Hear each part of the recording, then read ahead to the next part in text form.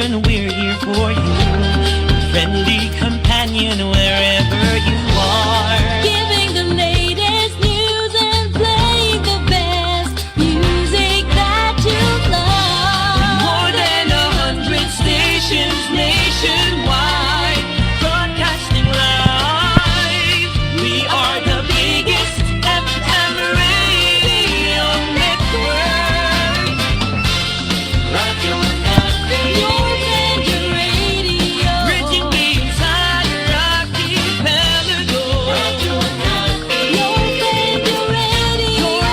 Your radio.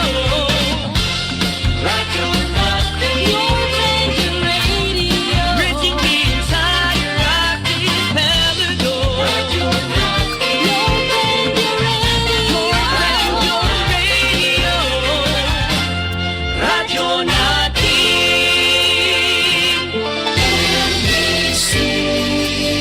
Manila Broadcasting Company. DXTC 95.9 Radyo Natin FM of Manila Broadcasting Company, MBC Media Group is a proud member of the KBP, Kapisanan ng mga Broadcaster ng Pilipinas, in partnership with the Cotabato Institute of Technology, Foundation Incorporated, KIXP. Itama po ang inyong mga oras sa buong kapuluan, alas 7 ng umaga.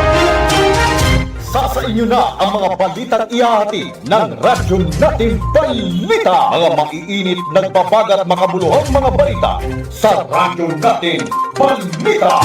Mga balitang nakalap mula sa loob at labas ng ating bansa. Radyo Natin Balita.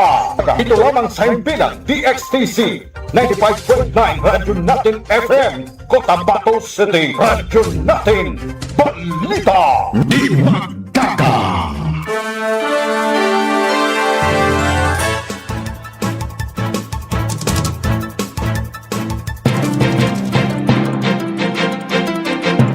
DXTC 95.9 na Radyo Natin FM Cotabato City is a proud member of the KBP, Kapisanan ng mga Broadcaster ng Pilipinas of MBC Manila Broadcasting Company or Media Group. Itama po ang inyong mga oras sa buong kapuluan, alas 7 ng umaga. Magandang umaga, Central Mindanao. Welcome aboard sa Radyo Natin Balita. Ngayon ay araw ng Monday or Lunes, ika-27 sa buwan ng Hulyo 2026 at ika-13 sa buwan ng Shafar 1448 sa Islamic Isra calendar. Sa ngalan po ng aming butihing station manager sa aming admin officer KBP license, BCTR Sir PB Jawaril, at sa aming news head, Miss Noronisa Mamital Kusin, at sa aming mga media technician na Sir Arturo Dumara na Sir Pelahio Dudong Humawan, ako po ang inyong makakasama hanggang alas 7 ng umaga. Radyo Natin Caroline Abbas. Or hanggang alas 7:30 ng umaga.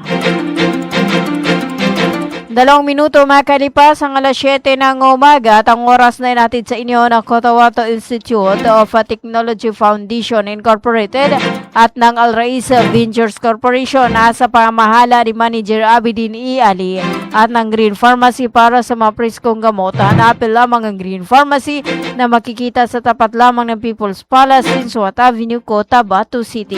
Hati din sa inyo ng Ministry of Labor and Employment or Molibarm sa pamahala ni Minister Dato Muslim N.G. Sema at sa kanilang General Director Dato Surapa Butazela Jr. at ng Amaya Beach Resort matatagpuan sa may kusyong Dato Udin Sinsuat, Maguindanao del Norte. At din sa inyo ni Dato Udin Sinsuat, Municipal Councilor Teodoro Ted Moinget. At also atid sa inyo ni MP Attorney Omar Yasser Sema.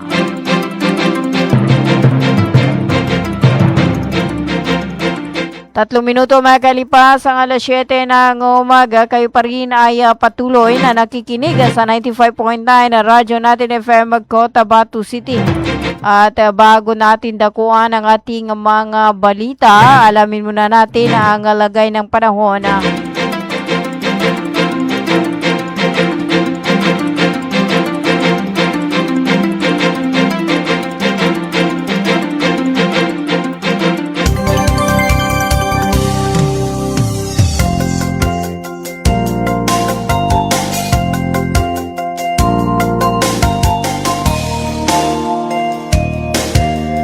At ang ating ulat panahon ay inihatid sa inyo ng Ministry of Science and Technology or MOST BARM Cotabato City Field Office sa pamahala ni MP Minister Bailing Ismantawil at sa buong suporta ni BARM Chief Minister Honorable Abduraouf Makakua. Katuwang ang DXTC, radyo natin maging alerto at laging handa mga kabangsamoro. At sa ating ulat panahon dito sa Bangsamoro Autonomous Region in Muslim Mindanao, ngayong araw ayon sa weather outlook, nakakaapekto sa buong rehiyon ang localized thunderstorm. Inaasahan ng bahagyang maulap hanggang maulap na kalangitan na may kalat-kalat na pag-ulan, pagkulog at pagkidlat sa iba't ibang lugar sa BERMM. Kaya pinapayuhan po ang publiko na maging mapagmatsyag dahil posible ang pagbaha sa mga mababang lugar at pagguho ng lupa sa mga bulubunduking lugar kapag lumakas ang buhos ng ulan. Sa Cotabato Station naitala ang pinakamataas na temperatura nasa 32 degrees Celsius. Mananatili rin ang kaparehong kondisyon hanggang araw ng Martes habang bahagyang mabababa sa 31 degrees Celsius. Ang inaasang pinakamataas na temperatura sa araw ng Miyerkules, ang pinakamababang temperatura ay nasa pagitan ng 24 hanggang 26 degrees Celsius. Ang hihip ng hangin ay mula sa timog silangan hanggang timog kanluran or southwest na may mahina hanggang katamtamang lakas. Sa isang banda sa mga baybaying dagat, katamtaman hanggang maalon ang karagatan may taas ng alon na 0.6 hanggang 1.5 metro. Kaya pinapayuhan ng maliliit na sasakyang pandagat na mag-ingat sa paglalayag. Patuloy na makinig sa mga opisyal na abiso ng pag-asa at ng mga lokal na pamahalaan para sa mga susunod na update sa lagay ng panahon. At yan ang ating ulat panahon mula sa DOST Pag-asa Cotabato. At ang ating ulat panahon ay inihatid sa inyo ng Ministry of Science and Technology or MOST BARM Cotabato City Field Office sa pamahala ni MP Minister Bailing Ismantawil at sa buong suporta ni BARM Chief Minister Honorable Abduraouf Makakua. Katuwang ang DXTC, radyo natin na maging alerto at laging handa mga kabangsamoro.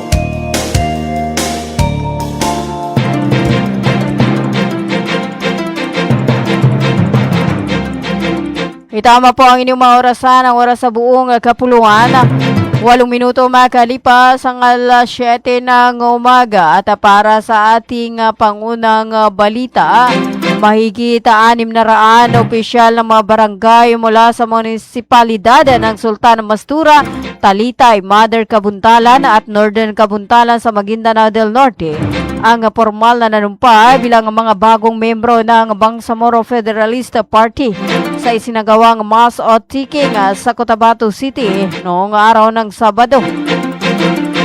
Pinangunahan ang pamumuno or panunumpa ni Bangsamoro Federalista Party Chairman at President, Member of Parliament, Tumanda Antok. Ayon sa partido, patuloy na lumalawak ang hanay ng BFP bilang patunay ng dumaraming suporta sa adhikain nitong isulong ang mas inklusibo at makataong pamahala sa Bangsamoro. Sa isang banda, tiniyak ng mga bagong kasapi ang kanilang bagong suporta sa Bangsamoro Federalista Party at nagpahayag ng kahandahan ng pakikiisa o makiisa sa pagsusulong ng mabuting pamahala, pangmatagalang kapayapaan at patuloy na kaunlaran para sa mga mayang Bangsamoro. 9 minuto makalipas ang alas 7 ng umaga. Para sa iba pa nating mga balita, nagkaloob ng cash assistance si Member of Parliament Abdul Basit Arbinito sa pamagitan ng kanyang tanggapan para sa mga pamilyang naapektuhan ng flood sa barangay Bangkal, Davao City. Kasunod ng malakas na pag-ulan na nagdulot ng pagbaha sa ilang komunidad. Ayon pa kay MP Benito, bagamat nasa labasan ng Bangsamoro Autonomous Region in Muslim Mindanao, ang Davao City, patuloy pa rin niyang inaabot ang mga Bangsamoro at iba pang nangangailangang komunidad sa labasan ng rehiyon, lalo na sa panahon ng kalamidad. Aniya, hindi dapat maging hadlang ang hanggan ng BARM sa pagbibigay ng tulong sa mga Bangsamoro na nangangailangan. Layunin ay pinamahaging ayuda na matulungan ang mga apektadong pamilya sa kanyang agarang pangangailangan o sa kanilang agarang pangangailangan habang bumabangon mula sa pinsalang dulot ng pagbaha. Nagpasalamat naman ang mga benepisyaryo sa mga natanggap na tulong at sinabi nilang malaking ginhawa sa pagbili ng mga pangunahing pangangailangan at sa muling pagbangon ng kanilang kabuhayan. 11 minuto makalipas ang alas 7 ng umaga. Para sa iba pa nating mga balita, nakisa ang Cotabato Regional and Medical Center sa pagdiriwang ng Nutrition Month kasama ang tauhan ng Regional Medical and Dental Unit BAR noong kamakailan bilang suporta sa timang sapipan sama-sama sa nutrisyong sapat para sa lahat. Tampok sa naging aktibidad ang isang nutritional lecture na pinangunahan ni Ms. Fairoz Daud, kung saan binibigyang diin ang kahalagahan ng wastong nutrisyon sa pagpapanatili ng mabuting kalusugan, pagpapalakas ng pangangatawan at pagpapahusay ng kakayahan sa pagpapatupad ng tungkulin. Kasunod dito, nagsagawa rin ng personalized diet counseling ang mga registered nutritionist, dietitian o dietitian ng CRMC. Layunin nito nga mabigyan ang mga PNP personnel ng tamang kaalaman sa mas masustansyang pagkain, tamang pamahala ng timbang at balanseng nutrisyon ayon pa sa kanilang pangangailangan. Ayon sa CRMC, bahagi ng kanilang layunin ang pagtataguyod ng mas malusog na pamumuhay upang mapanatiling malakas, handa sa tungkulin at mas matatag ang hanay ng kapulisan, habang isinusulong din ang kultura ng kalusugan at wellness sa komunidad. 13 minuto makalipas ang alas 7 ng umaga.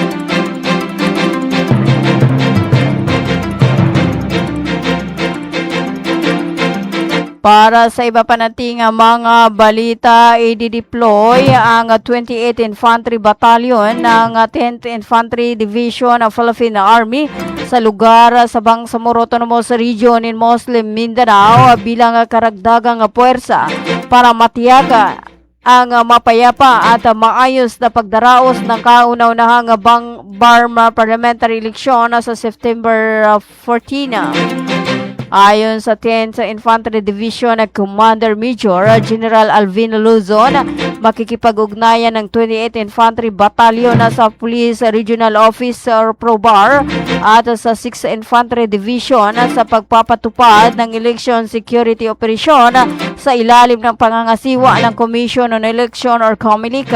Sinabi ni Luzon na magiging bahagi ang kanilang trupa sa pagpapanatili ng kaayusan sa mga lugar nasaklaw ng halalan, katuwang ang mga units ng 6th Infantry Division. Pangungunahan naman ang 601st and 602nd Infantry Brigade ng 6th Infantry Division ng election peacekeeping operation sa mga lalawigan ng Cotabato, Maguindanao del Norte at Maguindanao del Sur. Sa isang banda, ang seguridad sa ilang bahagi ng Maguindanao del Norte at sa 37 barangay ng Cotabato City ay tututukan ng mga tauhan ng 1st Marine Brigade ng Philippine Navy bilang bahagi ng kabuuang security deployment para sa halalan. 15 minuto makalipas ang alas 7 ng umaga, tayo po ay magbabalik after this paid short commercial. Magandang araw mga magulang at kabataan! Naghahanap ba kayo ng paaralang maayos, mapagkakatiwalaan at abot kamay ang bayarin? Sa Cotabato Institute of Technology Foundation Incorporated, tumatanggap kami ng kindergarten, elementary mula grade 1 hanggang grade 6, junior high school mula grade 7 hanggang grade 10, at senior high school na may strand na Humanities and Social Sciences. Sa Kitpi, may maalagang guro, maayos na pasilidad at edukasyong para sa masa. Mayroon din kaming scholarship program at tumatanggap ng mga scholars. Kaya ano pang hinihintay nyo? Mag-enroll na sa Kitpi. Para sa impormasyon, makipag-ugnayan sa 0905-1423-948. Matatagpuan sa Poblacion 8, Cacar, Cotabato City. Sa Kitpi, abot kamay na bayarin, edukasyong siguradong kinabukasan. Bumili at manalo ng 300 trips to Mecca raffle promo sa KCC Mall of Cotabato. May 1 raffle entry sa bawat 200 pesos sa KCC Department Store o 1 raffle entry sa bawat 500 pesos sa KCC Supermarket gamit ang KCC Forever Bonus Card. May chance ka pang manalo ng 40 million shopping money. Milyong exciting prizes. KCC Supermarket, nakabarato. Everything's here at KCC for you. Emerging technology through innovative marketing.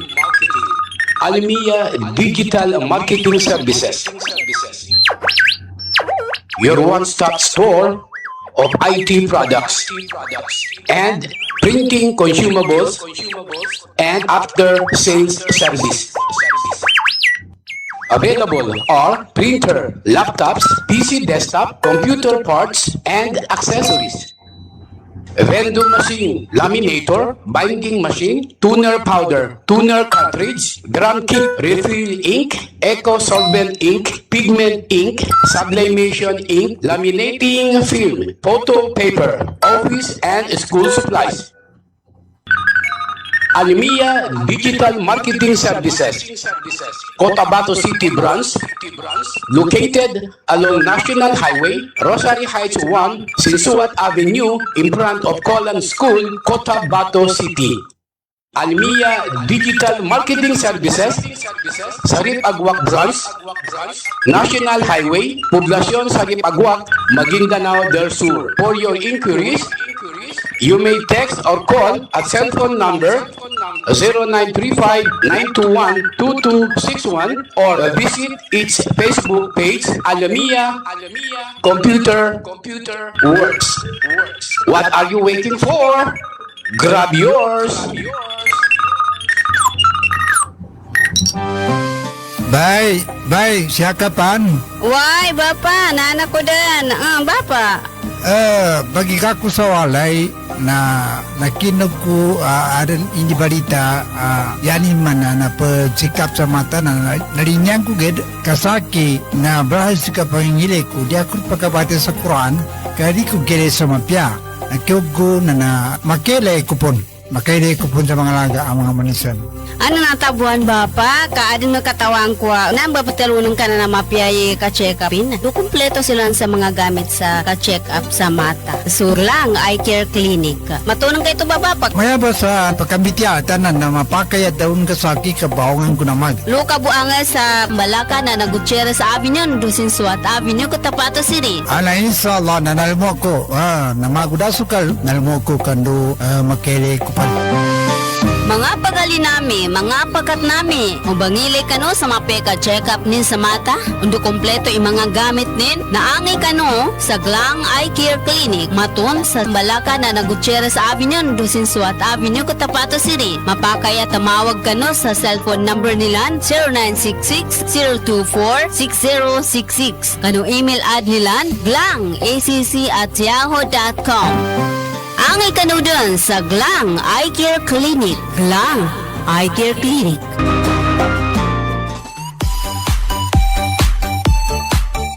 Hello mga mamis. Gusto nyo bang manganak sa dekalidad at libreng paanakan? Halina at puntahan ang Bagwa Lying-in Clinic. Libreng manganak at kasama na ang family planning. Kaya mga mamis, simulan na ang libreng pagpapacheck up. Dito lang yan sa Bagwa Lying-in Clinic. Open 24 hours at PhilHealth accredited. Narito ang kanilang mga services offered. Family planning, IUD insertion or removal, check up, pill supply, condom supply, DMPA injection, referrals for bilateral ligation, BTL, natural family planning, NFP method, counseling, maternal and child health, physical exam, breast exam, pelvic exam, prenatal care, postnatal care, pap smear, well body care, immunization, breastfeeding, cord dressing, whey taking, safe, normal, spontaneous delivery, newborn screening. For other services, you may please contact our midwife at landline number 557-4422 or a cell phone number 0917-531-6697. Para sa mga karagdagang katanungan, pwede kayong bumisita anumang oras sa Bagwa Lying-in Clinic at hanapin lamang ang kanilang clinic manager. Ang Bagwa Lying-in Clinic ay matatagpuan sa Quimpo, Bagwa 2, Cotabato City. Owned and managed by Madam Fe Camano Mandi. Tandaan mga mamis, Bagwa Lying-in Clinic.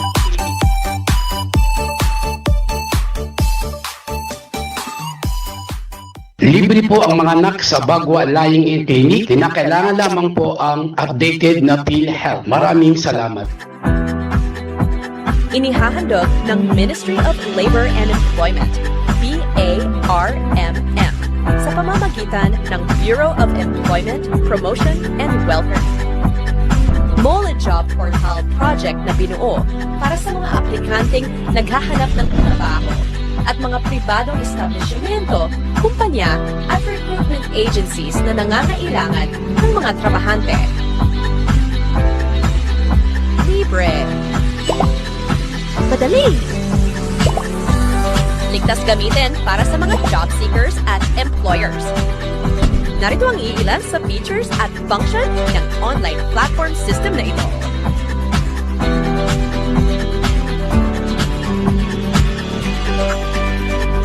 O di kaya'y bisitahin lamang ang website na ito.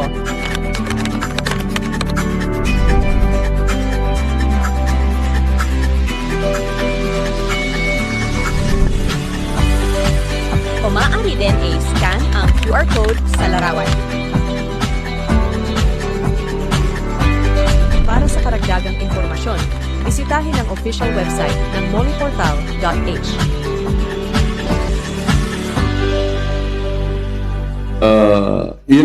Ganito yon sabihin ko sa inyo.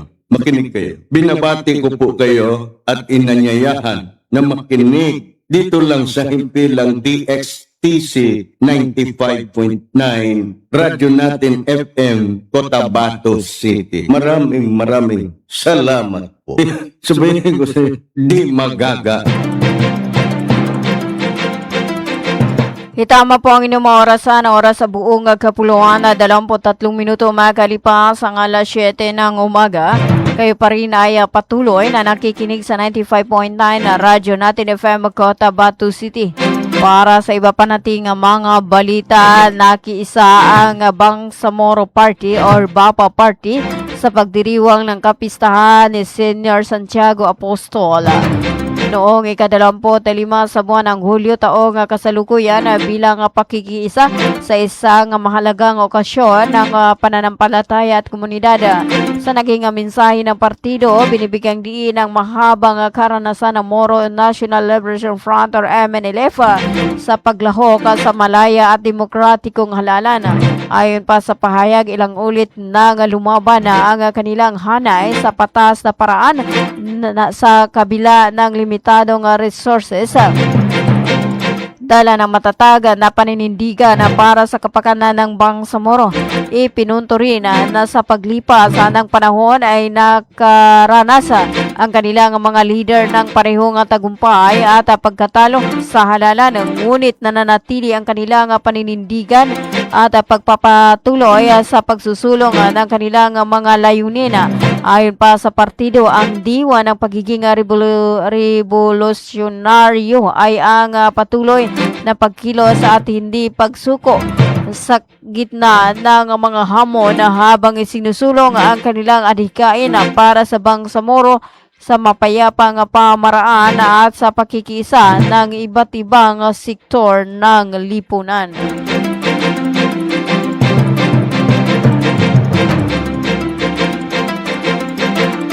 25 minuto makalipas ang alas 7 ng umaga. Para sa iba pa nating mga balita, binibigyang diin ni Moro Islamic Liberation Front or MILF Chairman Ahod Al-Haj Murad Ibrahim ang kahalagahan ng nalalapit na Bangsamoro Parliamentary Election bilang isang makasaysayang demokratikong hakbang para sa Bangsamoro.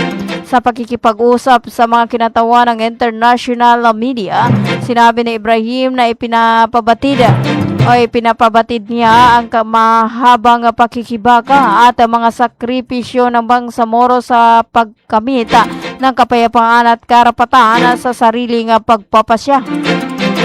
Ayon pa kay Ibrahim, ang nalalapit na halalan ay magbibigay ng pagkakataon sa mamamayang Bangsamoro na malayang pumili ng kanilang mga leader upang ipagpatuloy ang kolektibong adhikain para sa kapayapaan, katarungan, maayos na pamamahala at mas maunlad na kinabukasan. Aniya, ang demokratikong prosesong ito ay mahalagang hakbang sa pagpapatibay ng karapatan ng Bangsamoro sa sariling pagpapasya, pagpapalawak ng mga bunga ng Bangsamoro Peace Process at pagbibigay lakas sa mamayan na hubugin ang kanilang sariling kinabukasan.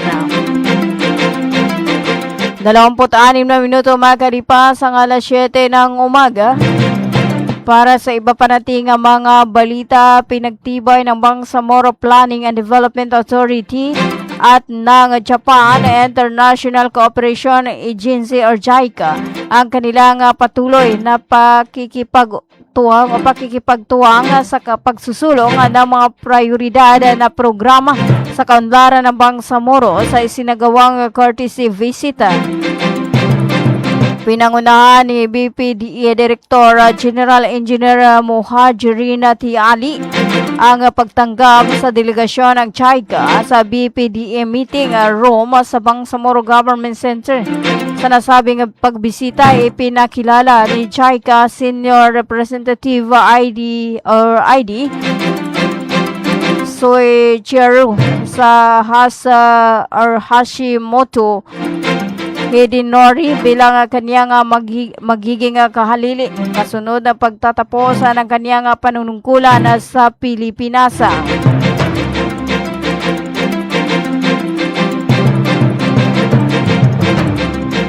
Nagpahayag naman ang BPDA ng pasasalamat kay ID para sa kanyang naging suporta at mahalagang ambag sa pagpapatupad ng mga programang pangkaunlaran ng Bangsamoro. Hinangaan ng ahensya ang kanyang pakikipagtulungan sa Bangsamoro government sa buong panahon ng kanyang panunungkulan. 28 minuto makalipas ang alas 7 ng umaga.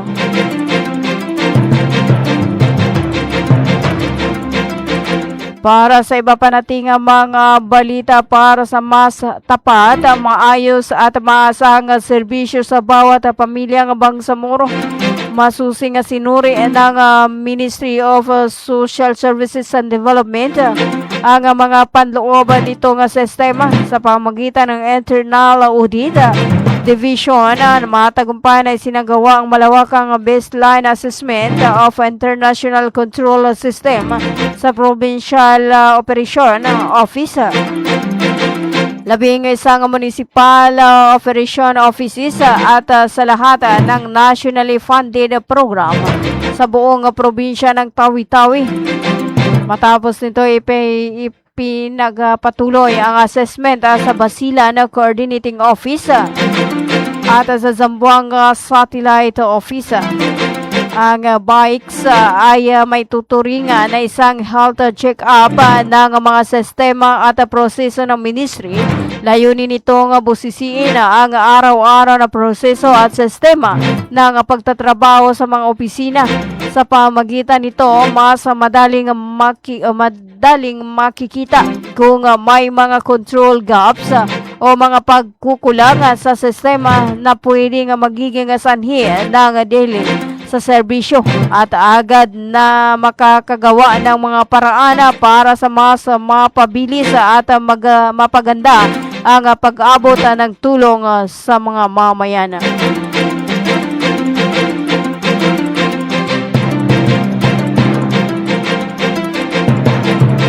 Para sa ating balitang nasyonal, kinumpirma ng Metropolitan Manila Development Authority na walang suspensyon ng number coding ngayong araw kasabay ng ikalimang State of the Nation address or SONA ni Pangulong Ferdinand Marcos Jr. Magpapakalata ang MMDA ng humigit kumulang 500 tauhana sa Commonwealth Avenue para sa traffic management, road clearing at emergency response. Maglalagay rin ito ng mobile command center malapit sa Batasan Road. Pinapayuhan ng MMDA ang mga motorista na gumamit ng alternatibong ruta dahil inaasahan ang mabigat na daloy ng trapiko sa Commonwealth Avenue, IBP Road at iba pang kalsada malapit sa batasang pambansa. Para sa ating panghuling balita, kapwa sinang-ayunan ng Pilipinas at European Union na paigtingin ang kanilang bilateral relation sa isang enhanced partnership, hudyat ng mas pinalalim na pagtutulungan sa seguridad, kalakalan at regional affairs. Nagpahayag naman ng kagalakan ang Pilipinas sa European Union para sa pag-aproba nito sa first ever assistance mission for the Philippines sa ilalim ng European Peace Facility. Nagkakahalaga ng 50 million euros. 32 minuto makalipas ang alas 7 ng umaga at yan na po ang kabuuan ng ating radyo natin na balita. Ngayon ay araw ng Lunes, ika-27 sa buwan ng Hulyo 2026.